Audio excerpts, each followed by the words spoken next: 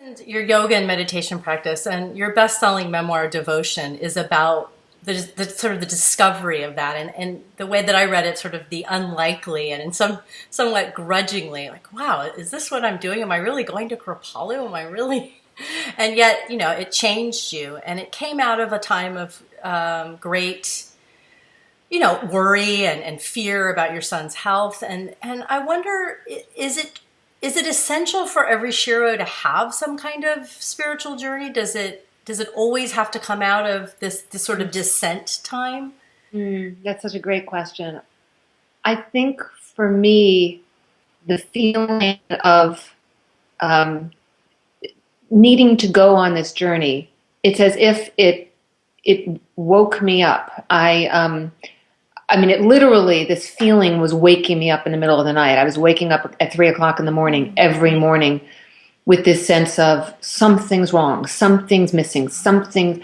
And when I go around the country speaking about devotion, I'll often ask large audiences of women to raise their hands if they wake up at 3 o'clock in the morning, and the number of hands that go up in the room is just everybody just starts laughing. It's like at least three-quarters of the hands go up, and I have everyone look around because one of those feelings at 3 o'clock in the morning is I'm all alone. I'm all alone, and it's sort of like those maps of the country where you see those red lights on. There's like little red lights for various reasons, those electronic maps. I wish there could be a map like that of like woman awake, woman awake, woman awake. It would light up the entire country, but we all feel like we're by ourselves. My journey, my need to go on that journey came from that feeling. It was like I was being pushed awake. And because I'm a writer, almost everything I ever need to know in life, I embark on on writing about it as a way of allowing myself to go on the journey. Like it almost like it gave me permission.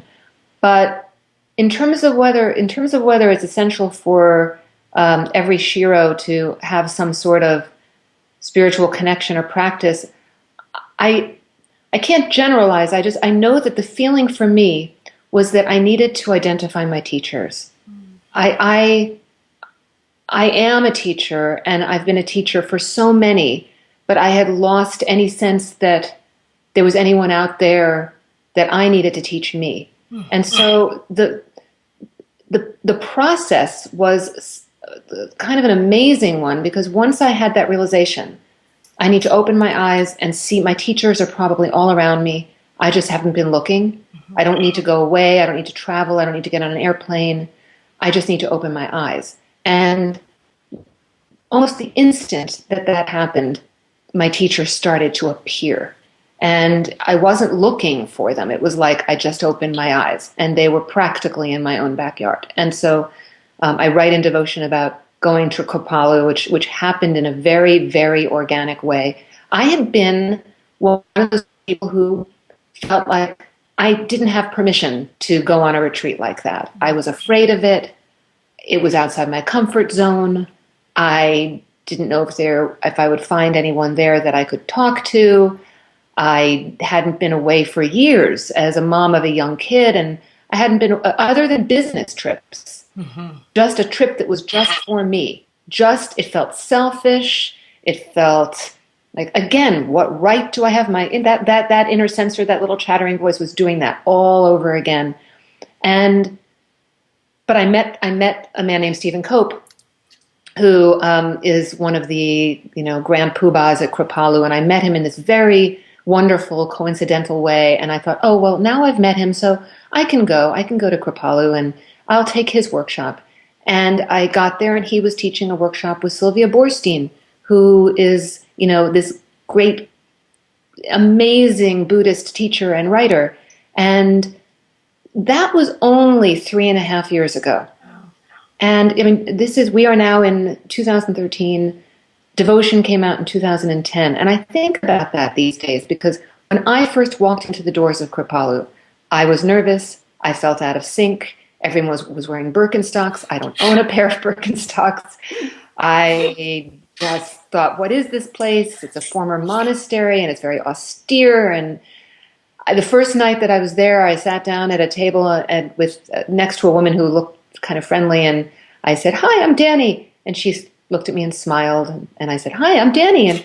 And she lifted up her name tag, and her name tag said, "Eating in Silence." And I thought, oh my God, what am I doing here? I told my husband, I want to go home. This isn't for me. These aren't my people. 3.5 years later, I teach at Kripalu twice a year.